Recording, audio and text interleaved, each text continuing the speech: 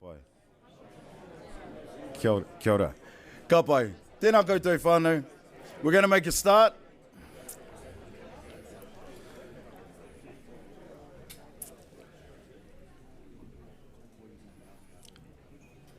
I can feel the energy in the room already. You've changed the world.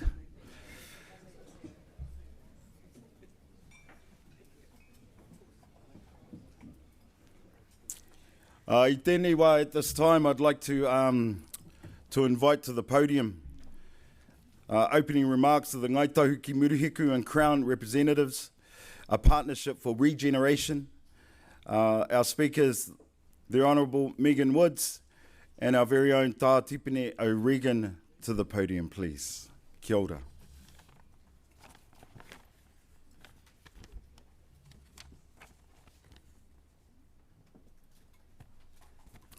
Okay. Yeah. Do you want a microphone for down there? Do you want to come up? Do you want to come up, or do you want a microphone for this? If I sit down there, I can't see who I'm talking to except you. It's not a bad thing to do there, Tahu.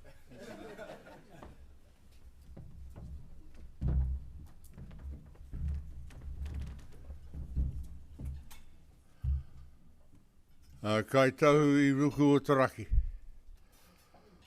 I say that to remind you that we are a humble people, high mountains admittedly, but born of the heavens.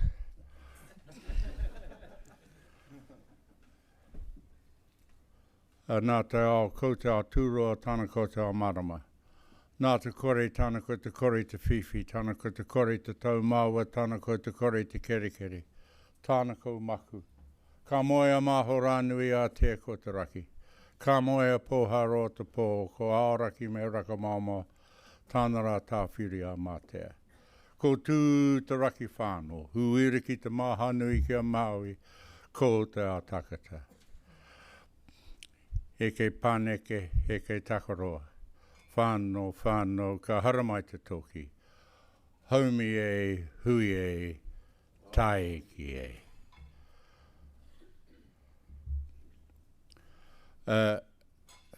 He te minata, tēnei te mihi atu.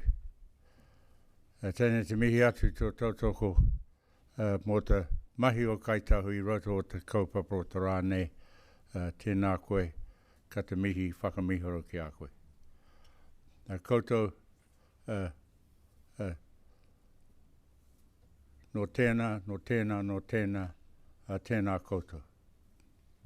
Ka te mihi ki a koe, Michael, mo te mihi o Waihopai ki mātou. Ka te mihi hoki o motu pohoe ki a koe, aoraki matatu. I was sitting preparing myself to stand up when I was amiably and courteously intruded on with a lapel microphone, and I was asked, while you were enjoying your cheese rolls, to make some observations. So I'd have the opportunity of preparing myself, because I'm going to say the same thing to you. If Murihiku and Te Waipounamu and Aotearoa, that's the other island according to us, are not to undertake a transformation which includes decarbonisation, which solves the challenge of the environmental degradation and destruction that's taken place as a consequence of what we've done, actively in collusion with Rio Tinto at Tiwai. But I say in collusion because we all wanted the foreign exchange that came from that activity, And I can remember the protest when I got upset about some things to do with Manapōuri. My father, who was active in the Save Manapōuri campaign, turned around to me and said, "There's nothing wrong with the program. It has to be done. We have no option." That's how he saw that particular round of transformation. We now face another form. And here's my question. If we are not going to transform this economy, if we are not going to decarbonise, if we are going to continue to pretend that climate change is not occurring, and that by the end of this century Bluff Harbour will be up to 2 metres deeper, I leave you to consider the prospects for residents on Marine Parade in that fair town. If we are not going to convert to reusing our water time and time again with regenerative hydro, and not just at Onslow, but several times over, if we are not going to move to nuclear power and not wait for fusion, nuclear fusion, which we will get to one day but we haven't yet achieved on a major scale. If we are not going to use our water more intelligently and conserve it and save it instead of throwing most of it away,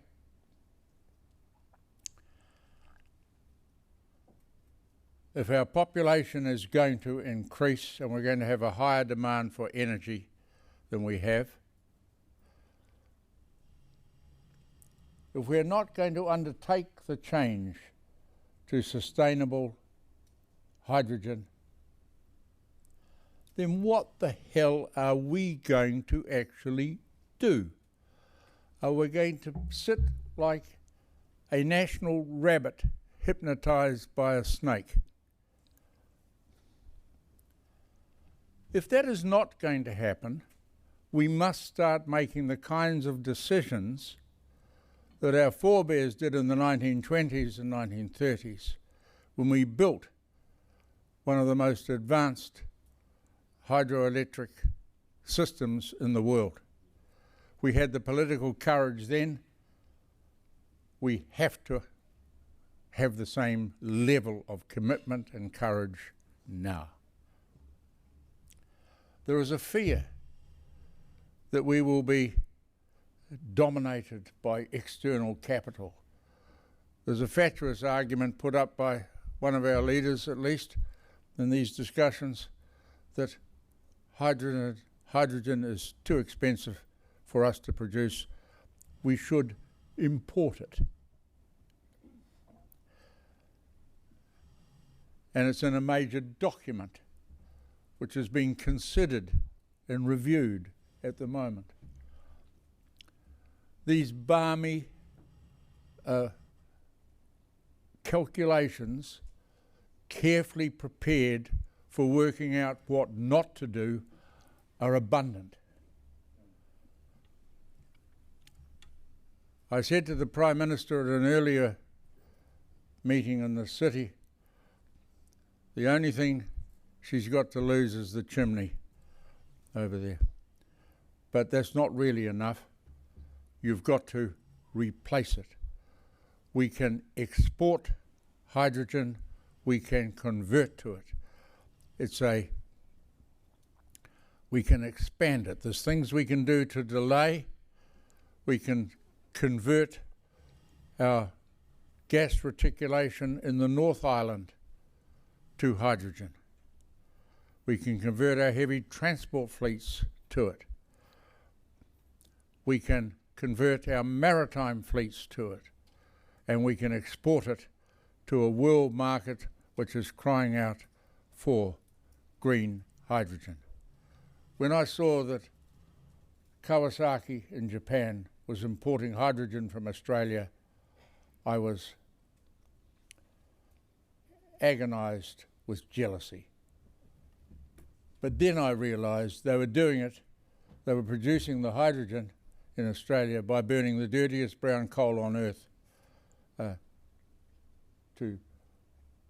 In other words, they were carbonising the atmosphere in order to assist Japan and Kawasaki to decarbonise.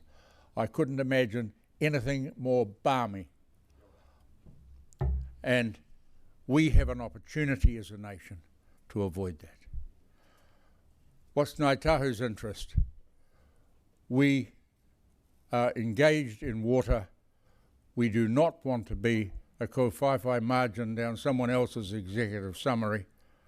I hope Ngāi is listening. We have a future in this island, and we want to have a voice in how we're going to participate more intelligently in the future. That's why we're here, and that's why we are committed both to solving the leftover matters to do with water, but actually doing something vastly more intelligent with it than we currently do, where the bulk of our water comes into these two islands. The bulk of the water that falls on these two islands, designed by whatever gods there be, to be a machine for the manufacture of fresh water, and we throw the bulk of it away. And that offends me. It's a criminal waste, but it's also a glorious opportunity. We must never be amongst those nations that never miss an opportunity to miss an opportunity. A koutou, a tēnā koutou katoa.